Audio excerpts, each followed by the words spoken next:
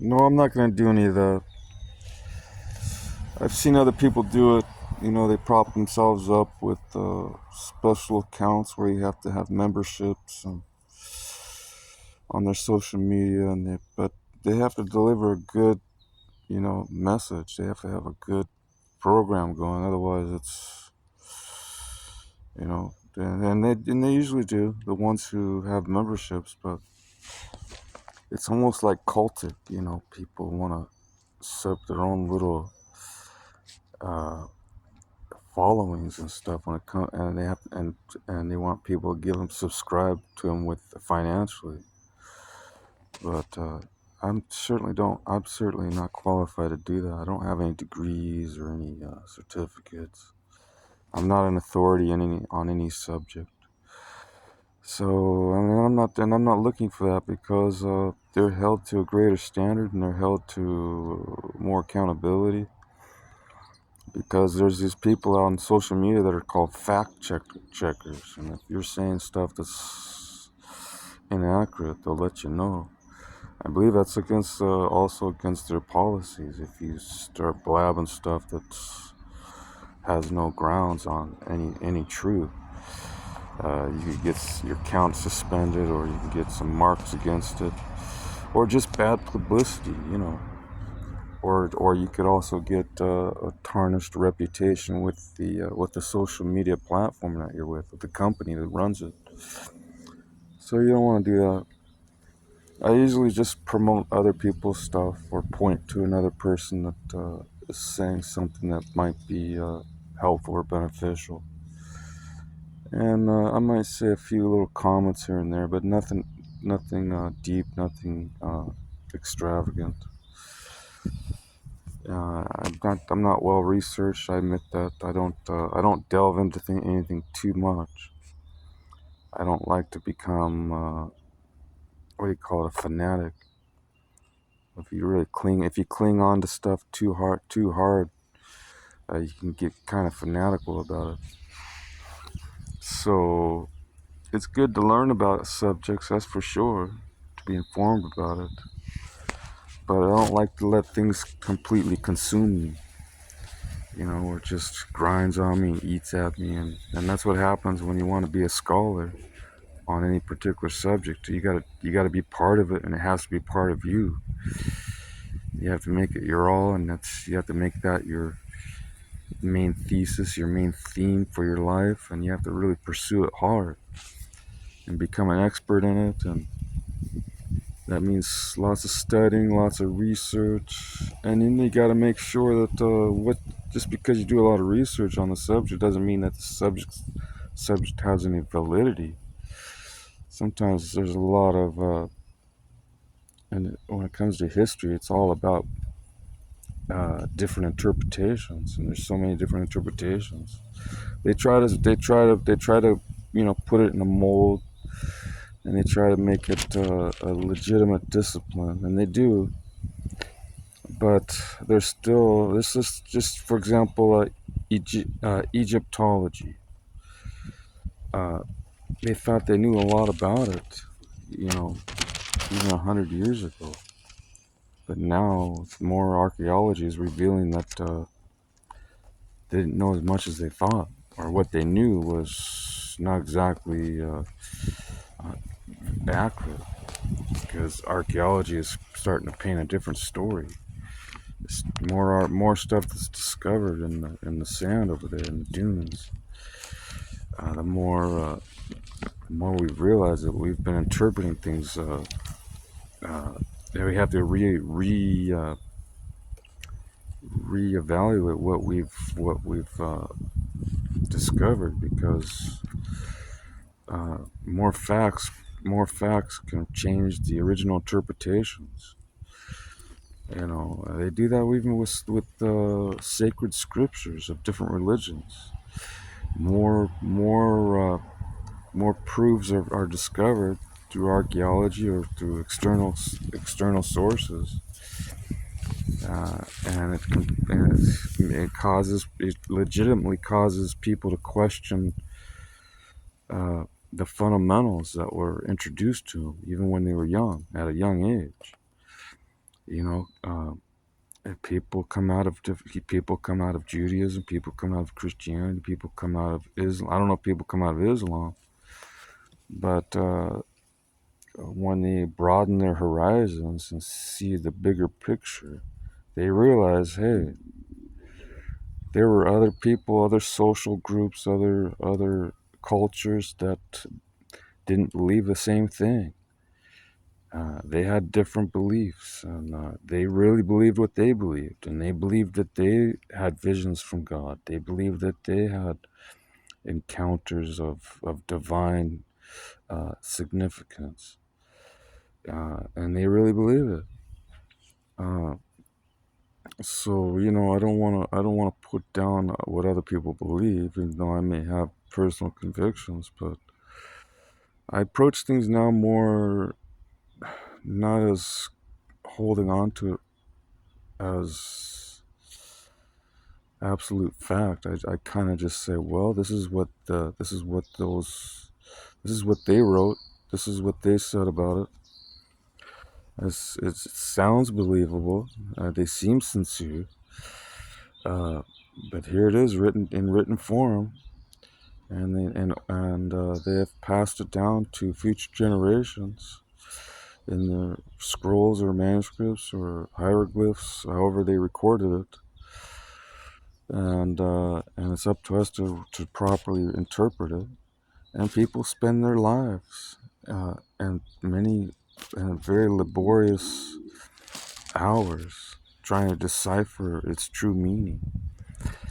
And even when they feel that they've discovered the right meaning, they still debate over if it is the right meaning. That's what scholars do. As you have liberal scholars, you have conservative scholars, you have all these different variety of scholars, and they challenge each other on the right interpretations. They do that with the sacred holy text of the Judaism, with all religious faiths, all philosophies. They go back in there and they say, well, that's not really what it really means. It means this. So, everything's not 100% sound when it comes to interpretation. They do their best, and they're very smart about it. They're careful about it. They're sincere. They don't want to. They strive for the right interpretations. They really want to, especially if they have a sensitivity towards truth. They do try to rightly discern what it really means. They don't purposely just go out there and say, well, this is what it means, kind of, haphazardly. And that's good, because everybody wants to have some kind of something accurate, something to measure things by. And you do have to have contrast. You have to be able to discern what is light, what is dark, what is truth, what is error, what is wholesome, what is bad. You have to see that. That's just a part of life. That's how we balance the scales. You have to put bad on one side and good on the other. But the problem is what is bad? Defining what is bad. Is it bad to believe in God? Some people believe it's bad to believe in God. Some people believe it's bad to not look at everything just allegorically and symbolically, not to take everything literal. But truth seekers know that there's both literalism and allegories in all ancient writings. It's the same with every culture, even now, even in our modern cultures. We use allegories, but not everything is an allegory. We use illustrations and hyperbole and exaggerations to stress a point here and there, or try to make it bigger than what it is. We do that. We use colorful language because that's what makes a good storyteller. Is you have to use a lot of adjectives and adverbs and very descriptive words. And that's what draws attention of the audience is when you use that kind of language. But